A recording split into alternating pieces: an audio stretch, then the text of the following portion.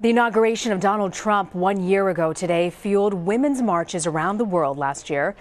Well, thousands of women marched across the country and around the globe in 2017 following President Trump's election into office.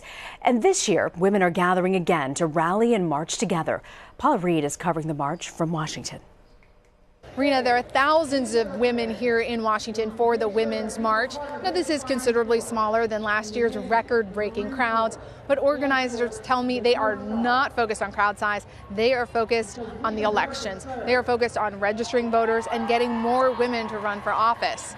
All of the events this weekend, they will culminate in a big demonstration in Las Vegas tomorrow. They're calling it Power to the Polls, sort of kicking off this push to the 2018 midterms. Now, they chose Las Vegas because that is a state where Hillary Clinton defeated President Trump, but only by a razor-thin margin. So they say that that is a state that sort of symbolizes this idea that every vote counts, especially this year. But the Women's March has been dogged over the last year by criticism that it only represents white, liberal women. Now, talking to folks here and talking to some folks who were at the pro-life march yesterday, it does appear that organizers are really trying to increase diversity in their leadership and in the causes that they represent. We're seeing that even in the speakers here today.